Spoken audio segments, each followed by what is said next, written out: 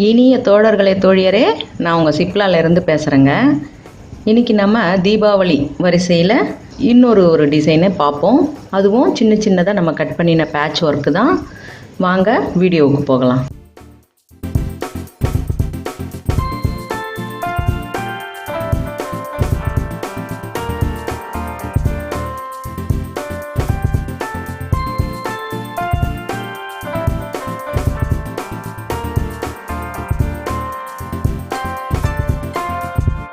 இந்த சேலைக்கு இந்த மாதிரி தான் வெறும் பிளெயினாக ப்ளவுஸ் கொடுத்துருக்காங்க. இன்னமும் கொஞ்சம் இதை மெருகேற்றலாம் அப்படின்னும் பொழுது நம்ம சேலையில் எப்பவும் போல் நமக்கு இந்த டிசைன் வேறு தேவைப்படும் இல்லைங்களா? அந்த டிசைனும் வேணுன்றதுக்காக நம்ம உள்ளே இருந்து ஒரு 5-6 இன்ச் அளவுக்கு உள் சுத்தில் இருந்து நம்ம கிழிச்சு எடுத்துடலாம். சரியா? இப்போ இந்த உள் சுத்தில் நம்ம கிழிச்சு எடுத்த பிறகு நமக்கு தேவையான ஒரு பட்டை அளவுக்கு நம்ம எடுத்துக்க போகிறோம். இந்த ஒரு பட்டை அளவுன்னும் பொழுது உங்களுக்கு அந்த அளவுக்கு சேலையில் ரொம்பவே குறை வராது. ஏன்னா அந்த ப்ளீட்ஸ் வைக்கும் பொழுது குறைகள்லாம் வராது. ஏன்னா நம்ம எடுக்க போகிறது ஒரு 5 இன்ச்சு தான். சரிங்களா? அதனால் பயப்படாமல் நம்ம ஆல்ரெடி நம்ம கோர்ஸ் எல்லாம் கிழிக்கும் பொழுதும் கொஞ்சம் போகும் இல்லையா? அந்த மாதிரி நினச்சிக்கிட்டு நம்ம கொஞ்சம் கட் பண்ணி எடுத்துகிட்டு இதை நம்ம திரும்பவும் ஓரம் தைச்சிடலாம். சரியா? இப்போ நம்ம ஓரம் தைச்ச பிறகு நமக்கு இதுலேருந்து நம்ம கிழித்தோம் அப்படிங்கிற ஒரு விஷயம் தெரியவே தெரியாது. இப்போ நம்ம அந்த மாதிரி கிழித்ததை எப்பவும் போல் இந்த மாதிரி ஒரு 2க்கு 2 அப்படிங்கிற அளவில் அந்த மொத்த பீஸையுமே நம்ம கட் பண்ணி வச்சுக்கலாம். அதை வச்சு நம்ம ஒரு எளிமையான டிசைன், ஆனால் ரொம்பவே லுக்காக இருக்கும். ஏன்னா இந்த ப்ளவுஸ் வந்து பிளெயினாக இருக்குது இல்லைங்களா? அதில் நம்ம அதை வைக்கும் பொழுது அந்த சேலையை உடுத்தும் பொழுது ரொம்பவே எடுப்பாக இருக்கும். அது எப்படி வைக்கிறதுன்னு நான் சொல்கிறேன் பாருங்கள். சில வகை துணிகளில் நம்ம அப்படியே அந்த பேட்ச் ஒர்க்கை நம்ம வெறும் மேலே இருக்கிற மேல் துணியிலேயே வச்சுட்டு அதுக்கு பிறகு கூட நம்ம லைனிங்கை ஜாயின் பண்ணலாம்.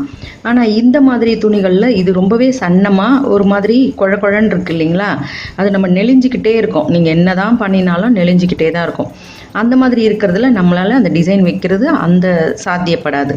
நம்ம அதுக்காக ஸ்டிஃபுக்காக லைனிங் கிளாத்தை அப்படியே இணைக்கணும்னு சொல்லும் பொழுது நீங்கள் இதை சுற்றி கழுத்தை சுற்றி மட்டும் ஒரே ஒரு தையல் போடுங்க. ஆனால் பொடி தையலாக போட வேண்டாம்.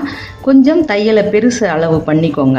ஏன்னா அந்த மாதிரி பெருசாக பண்ணும் பொழுது உங்களுக்கு இந்த கழுத்து நம்ம எந்த அளவு வச்சோமோ அதுவே இருக்கும்.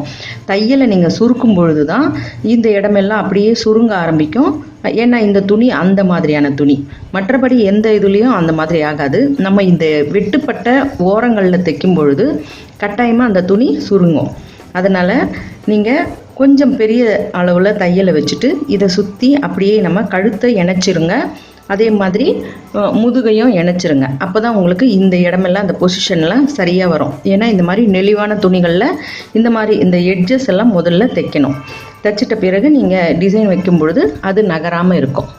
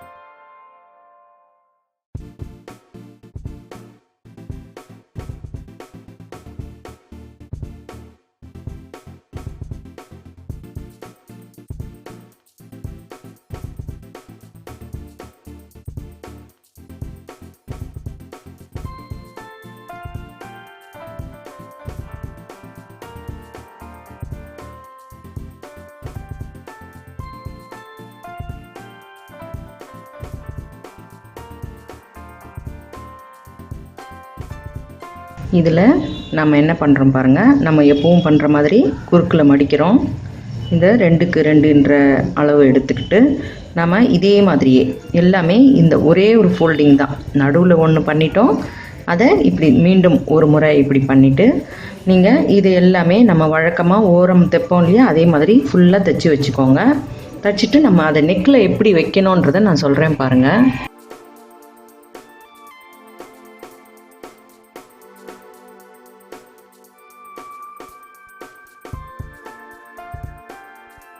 இப்போ இதை நம்ம நெக்கை சுற்றி கொடுக்க போகிறோம். கொடுத்துட்டு ஒரு சின்ன ஒர்க்கு இதை வந்து நீங்கள் அப்படியே தொடர்ச்சியாக அப்படியே கொடுங்க. ஒன்று மேலே ஒன்று இப்படி ஏற்றிலாம் தர வேண்டாம், சரியா? ஏன்னா இன்னொரு டிசைன் பண்ண போகிறோம். அதனால் இது மட்டுமே வச்சோம்னா இது ரொம்பவே சிம்பிளாக இருக்கும். இன்னமும் கொஞ்சம் டெக்கரேட் பண்ணினோம்னா இன்னும் அழகாக இருக்கும். நம்ம இங்கே ஷோல்டர் பிடிக்கிறதுக்கு வழக்கம் போல் கொஞ்சம் இடம் விட்டுறலாம்.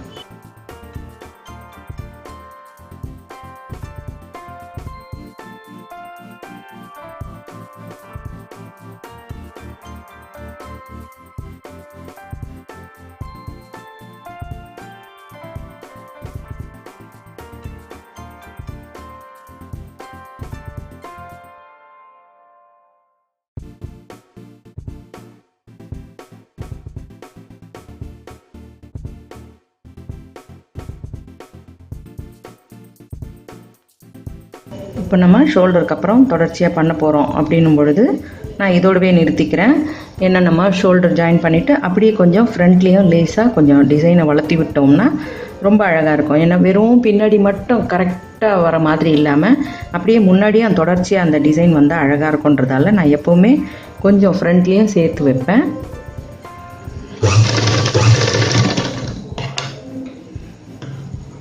இது சின்ன சின்ன துண்டுகள் அப்படின்றதால நம்ம எப்போ வேணாலும் அதை ஜாயின் பண்ணிக்க முடியும். இந்த பிசுறு எல்லாம் நீங்கள் பிற்பாடு நம்ம அதை கழித்து எடுத்துக்கலாம். நான் அடுத்து இன்னொன்றுன்னு சொன்னேன் இல்லைங்களா, அது நீங்கள் இங்கேருந்தும் ஸ்டார்ட் பண்ணலாம் அல்லது இங்கேருந்தும் ஸ்டார்ட் பண்ணலாம். இங்கே மேலே பின் போட்ட இந்த டிசைன்கள் எல்லாம் பின்னில் மாட்டிக்கோன்னா நீங்கள் கொஞ்சம் இப்படி தள்ளியே கூட வைக்கலாம். அதாவது நம்ம வைக்கிறது இந்த 2 முக்கோணத்துக்கும் இடையில் இன்னொரு முக்கோணம் வரணும். ஆனால் அதை நீங்கள் இப்படி சேர்த்து வைக்கக்கூடாது. சேர்த்து வச்சோம்னா நமக்கு ஏதோ பட்டையாக கொடுத்த மாதிரி தெரிஞ்சிடும். கொஞ்சம் இந்த லைன் வந்து உங்களுக்கு அந்த எல்லோயிஷாக தெரியும் பொழுது நீங்கள் வச்சுருக்கிற இந்த டிசைன் ரொம்பவே எடுப்பாக இருக்கும். கரெக்டாக நீங்கள் இந்த கார்னருக்கு இந்த கார்னர் மீட் ஆகிற மாதிரி, அதே மாதிரி இதுக்கு இங்கே மீட் ஆகிற மாதிரி பார்த்து அழகாக சரியாக வைங்க.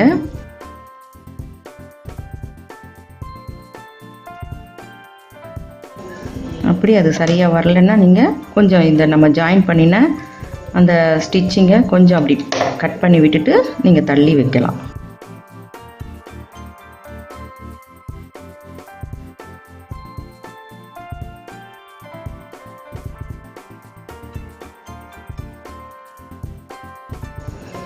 கொஞ்சம் இந்த வளைவுகளில் நமக்கு அந்த மாதிரி மாறுபாடு வரும்.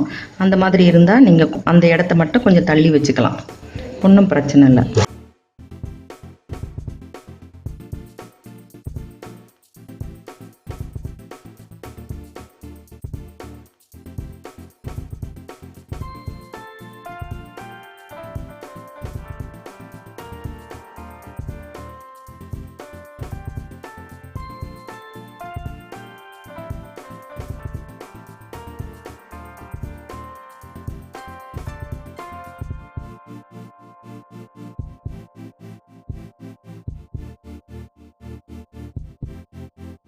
இப்போ நீங்கள் இந்த பிசுறுகளை எல்லாமே 2 பக்கமுமே சரியாக கொஞ்சம் எடுத்து விட்டுருங்க.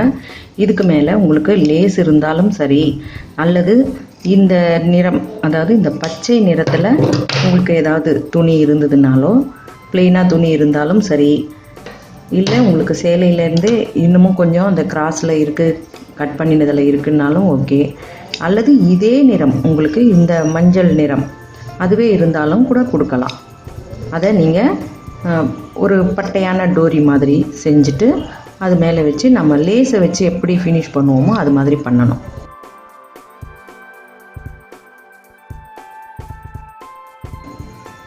இதை கட் செய்யும் பொழுது கொஞ்சம் நீங்கள் எச்சரிக்கையாக பண்ணணும். இது மாதிரி பண்ணும்பொழுது சில நேரங்களில் நம்மளை அறியாமல் நம்ம இந்த துணியையும் சேர்த்து எடுத்துருவோம், சரிங்களா? அந்த மாதிரி இல்லாமல் இருக்கணும்னா நீங்கள் இதை இப்படி இந்த டிசைனை இப்படி மடிச்சுக்கலாம். மடிச்சுக்கிட்டு நீங்கள் இந்த விரலில், உங்களோட விரலில் இந்த துணியை இழுத்து பிடிச்சிட்டு இது அதிகமாக இருக்கிறத இப்படி நீங்கள் வெட்டி எடுக்கலாம்.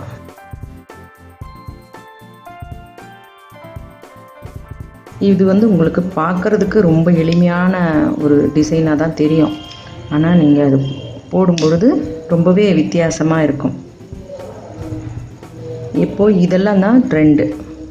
இந்த மாதிரி பேட்ச் ஒர்க்கு அதுதான் வந்து இப்போதைக்கு நல்ல மூவிங்கில் இருக்குது. இதுதான் வந்து உங்களுக்கு தீபாவளியில் ஒரு ஸ்பெஷலான டிசைனாகவும் இருக்கும்.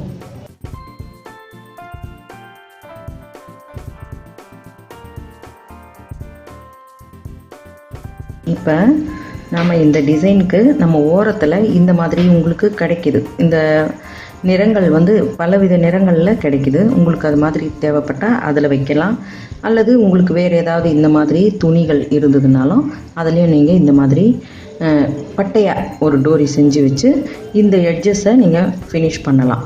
இப்போ நம்ம இதுக்கு முன்னாடி ஒரு சின்ன வேலை, இப்போ இந்த இடமெல்லாம் உங்களுக்கு தூக்கின மாதிரி இருக்கு இல்லையா, இப்படி இருந்தால் நல்லா இருக்காது. இப்போ நம்ம இதையெல்லாம் சுற்றி அப்படியே ஒரு தையல் போட போகிறோம். தையல் போட்டால் தான் இது இந்த மாதிரி கிளாத்துக்கு நல்லாயிருக்கும். நீங்கள் வெறும் இந்த எட்ஜஸ் மட்டும் தைக்கணும் அப்படின்னாலும் தைக்கலாம், அதுவும் நல்லாயிருக்கும். ஆனால் உங்களுக்கு நீங்கள் ஸ்டிச் பண்ணிட்டீங்கன்னா அது இன்னமுமே நல்லா அப்படியே படிஞ்சு உட்காந்துருக்கும். ஏன்னா இந்த மாதிரி துணிகளில் அந்த மாதிரி நம்ம செஞ்சோம்னா கொஞ்சம் இது வந்து லைஃபாக இருக்கும். அதுக்காக தான்.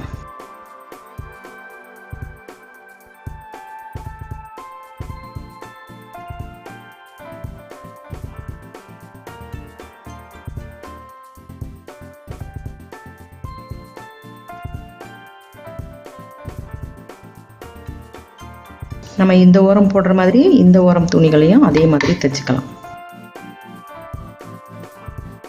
இப்போ நம்ம இதையெல்லாம் வச்சு இந்த எட்ஜஸ் எல்லாம் தெரியாத மாதிரி நம்ம தைச்சி மறைச்சி அந்த ஃபினிஷிங் கொடுத்துடலாம்.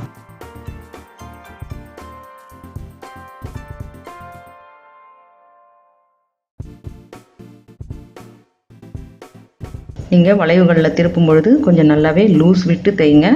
அப்போ தான் உங்களுக்கு இந்த லேஸ் வந்து இழுத்த மாதிரி இல்லாமல் சரியாக இருக்கும்.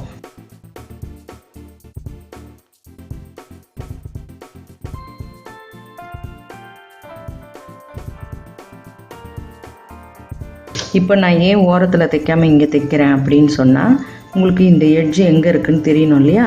நீங்கள் இதை ஃபஸ்ட்டில் தைச்சிட்டோம்னா நமக்கு இது எங்கே வைக்கணும் அப்படின்ற அந்த ஃபினிஷிங் இதை வந்து கொஞ்சம் நம்ம விலக்கி வச்சுட்டாலும் நமக்கு தப்பாயிடும்.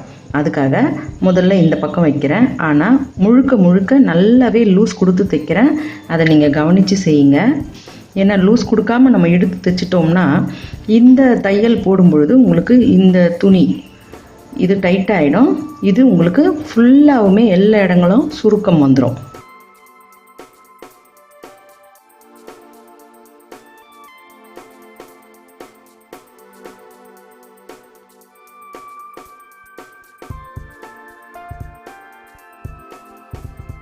நல்ல இந்த மாதிரி துணி இல்லாமல் இது பஞ்சு மாதிரி இருக்குது இல்லைங்களா, இந்த மாதிரி இல்லாமல் ஸ்டிஃபான துணியாக இருந்ததுன்னா நீங்கள் இந்த மாதிரி ஒரு தையல் கூட இதில் போட வேண்டாம். நீங்கள் இந்த எட்ஜஸ் மட்டும் நீங்கள் நாட் மாதிரி போட்டு ஊசி நூல் வச்சு அதை தூக்காமல் இருக்கிறதுக்காக அப்படி தைச்சி நீங்கள் பண்ணிக்க முடியும். இது வந்து இது ரொம்ப பஞ்சு மாதிரி இருக்கிற துணின்றதால தான் நான் இந்த படி தையலையும் போட்டேன். நீங்கள் வந்து இதே மாதிரி துணியில் தான் இதை தைக்க போகிறீங்கன்னு இல்லை இல்லையா. நீங்கள் வேறு எந்த துணியில் தைக்கும் பொழுதும் துணி வகைக்கு ஏற்ற மாதிரி நீங்கள் அதை டிசைனை நீங்கள் அந்த எட்ஜஸை தைக்கிறது படிமான தையல் போட்டும் தைக்கலாம், அல்லது ஊசி நூல் வச்சும் தைக்கலாம். அது உங்களோட விருப்பம்.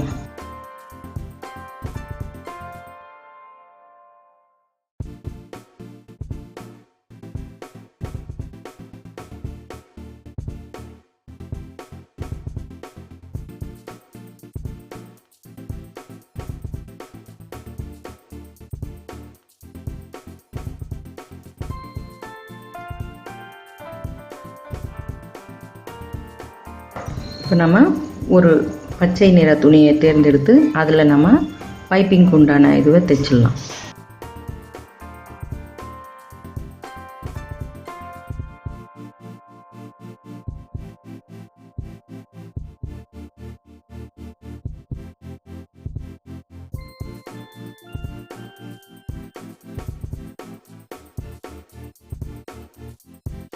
இப்போ பைப்பிங்க்கு நம்ம எப்போவும் சிசர் கட் போட மாட்டோம். அதே மாதிரியே நம்ம எங்கே ஸ்டார்ட் பண்ணினோமோ அங்கேயே இதை மடித்து தைக்க வேண்டாம்.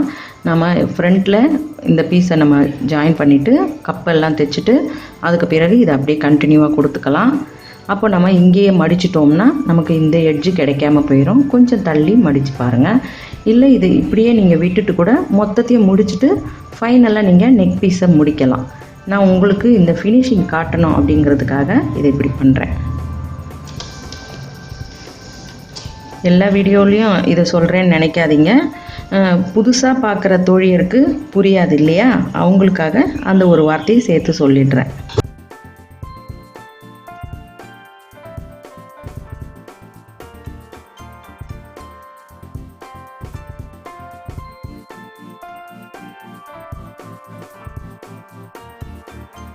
என் இனிய தோழர்கள் தோழியர் கேட்டதுக்கு இணங்க இப்போ நான் உங்களுக்கு புதுசாக ஒரு சேனல் உருவாக்கியிருக்கோம்.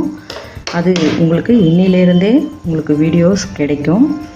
ரொம்ப பிகினர்ஸ், ரொம்ப புதுசாக பழகிறவங்களுக்கு கட்டாயம் அந்த சேனலில் நான் உங்களுக்கு ரொம்ப உதவியாக இருப்பேன். இது வரைக்கும் எனக்கு ரொம்பவே ஆதரவு கொடுத்த என்னுடைய தோழர்களுக்கும் தோழிகளுக்கும் ரொம்பவே நன்றி. நீங்கள் இல்லைன்னா என்னால் எதையுமே சாதிச்சிருக்க முடியாது. நீங்கள் கேட்டுக்கிட்ட அன்பு வேண்டுகோளுக்காகவே நான் தனியாக ஒரு சேனல், நிறைய தோழிகள் கேட்டிருந்தாங்க நீங்கள் இதிலேயே கொஞ்சம் சொல்லலாமே அப்படின்னு சொல்லி. இதில் சொன்ன அதாவது ரொம்ப பெரும்பான்மை மெஜாரிட்டி அப்படின்னு சொல்லும் பொழுது நிறைய கேட்டவங்க தனியாக சேனலில் தான் கேட்டிருந்தாங்க. ஏன்னா நம்ம பிகினர்ஸுக்குன்னு நாங்கள் தனியாக பார்த்துப்போம், ரெண்டையும் போட்டு குழப்பாதீங்க மேடம்னு சொல்லி நிறைய தோழிகள் சொல்லியிருந்தாங்க. அவங்களோட வேண்டுகோளுக்காகவே நாம் புதுசாகவே ஒரு சேனல் போட்டிருக்கோங்க. அந்த சேனல் பேர் சிப்லா பேசிக்ஸ்ன்னு கொடுத்துருக்கேன்.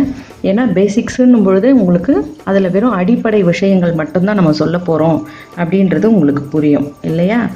அதனால் நீங்கள் உங்களுடைய ஆதரவை உங்களுடைய தோழிகள் தோழர்கள் யாருமே புதுசாக பயன்பெறணும், புதுசாக கற்றுக்க ஆசைப்படுறவங்களுக்கு நீங்கள் அந்த சேனலை கொஞ்சம் சஜஸ்ட் பண்ணலாம். சரிங்களா? உங்களுக்கு இந்த டிசைன் பிடிச்சி இந்த வீடியோ பிடிச்சிருந்ததுன்னா எனக்கு லைக் கொடுங்க, கமெண்ட் கொடுங்க, ஷேர் பண்ணி சப்ஸ்கிரைப் பண்ணுங்கள். பெல் ஐக்கான் அழுத்துனீங்கன்னா நான் போடுற வீடியோஸ் உங்களுக்கு தொடர்ச்சியாக கிடைக்கும். மிக்க நன்றி, வணக்கம்.